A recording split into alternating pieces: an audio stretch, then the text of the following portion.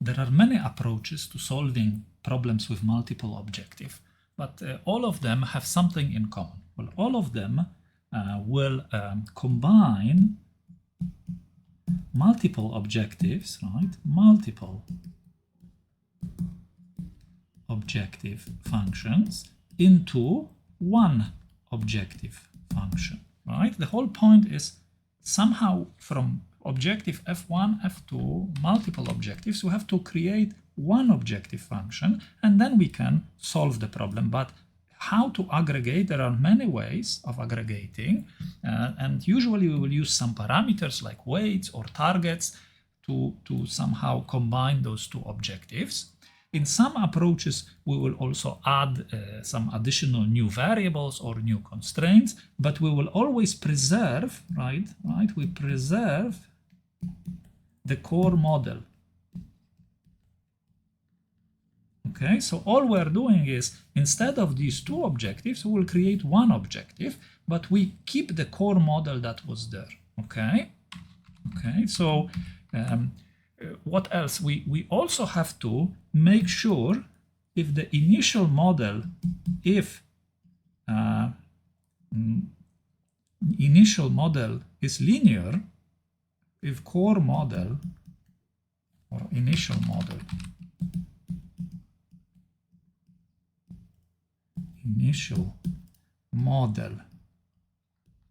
is linear, okay, meaning if it's LP or MILP, right, then the modifications that we make when we convert multiple objectives into one object, multiple objectives into one objective, we should make sure the resulting model is also the resulting model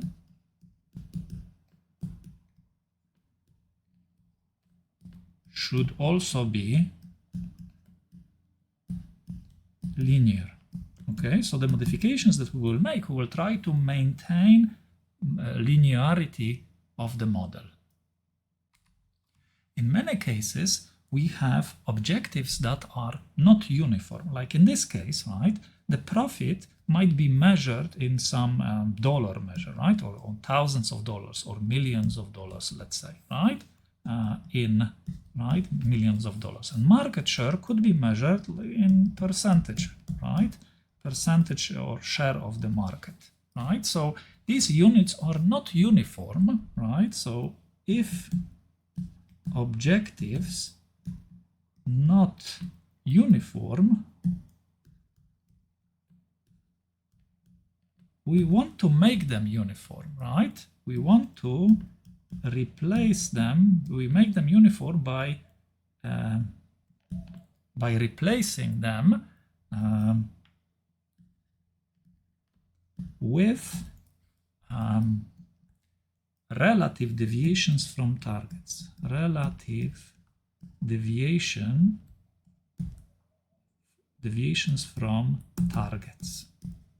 Okay, so what do I mean by this? If we have an objective that is min fi of x, and we want to replace it by deviation from target, we replace it by min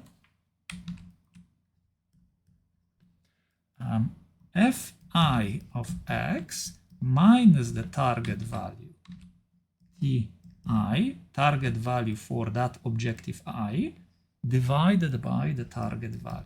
Okay, so I want you to see this is actually calculating relative deviation, right, from target. So suppose, you know, the profit can be several millions of dollars, right? Or this is actually maximization, so that's not a good example. But let's say we're minimizing some total distance, okay, and the minimum distance or some target distance, right? If that objective is higher than the minimum, the target value that we aim, we find the difference and then we divide by the target to make it in relative terms, right? So this will be like, in terms of, if you express it as percentage, how much higher is the function compared to the target, but in relative terms, you could express it as a percentage or as a fraction, right? So if this value, for example, is 0.2, which means 20%, we have 20% higher value then the target, in this case, target is some low value we aim for,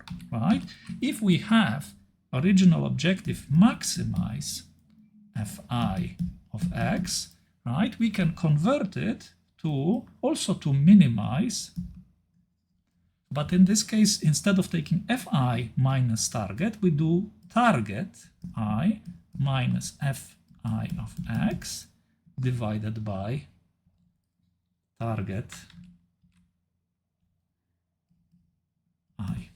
So in this case, right, like in terms of minimization, this is a deviation above target, right? How much this function is higher than the target, but in this case, it's ti minus fi, so we are actually taking deviation of the function below the target. We want some high target, like high profit, right, or high market share in this example, and if it's below, this deviation is going to be something that we want to minimize, and again it's in relative terms. So again, for example, if the value for this is let's say 0.3, right, we mean that we are 30% below the target, right? This function is lower than the target, 30%, because if you divide by the target, you measure it in relative terms.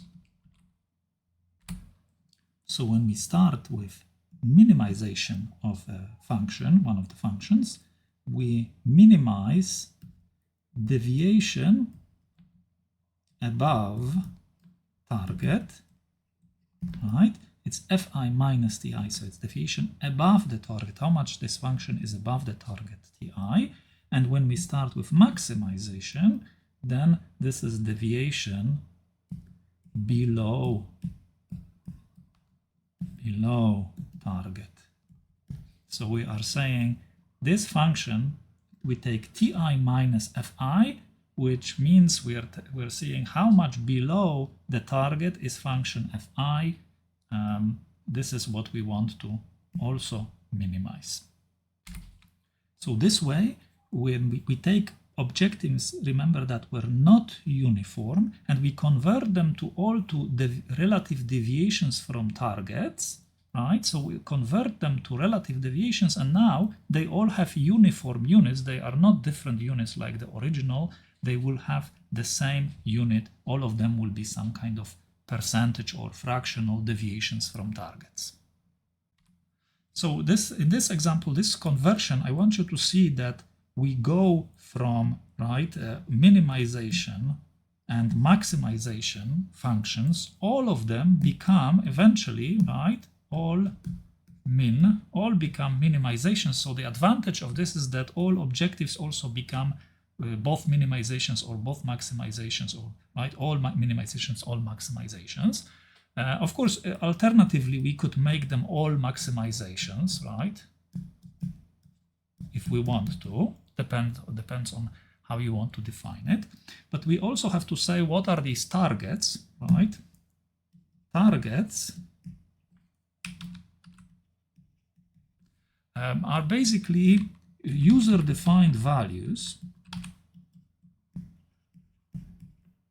are user-defined values. Okay, it's something that the user can say, some desirable values, right?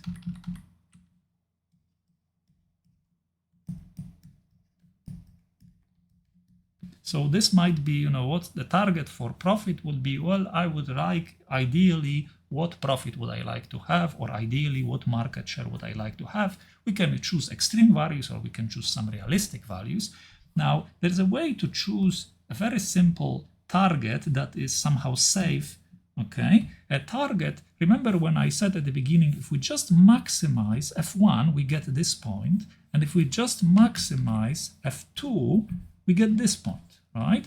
So what if I just took the optimal value for f1 from this point and the optimal value of f2 from this point, and just extend them to some point, fictitious point, right? Actually infeasible, usually, like in this case, to this point, right?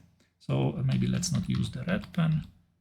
Let's use another color, right? If I extend it to some point here, right, then I obtain this point, okay?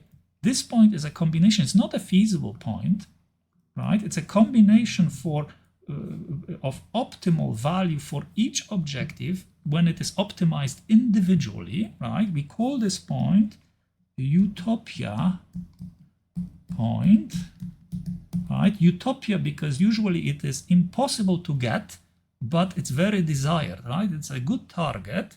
So utopia point is a point where we, right, maximize or minimize, right, we optimize each objective individually. So utopia point is, right, each objective optimized individually.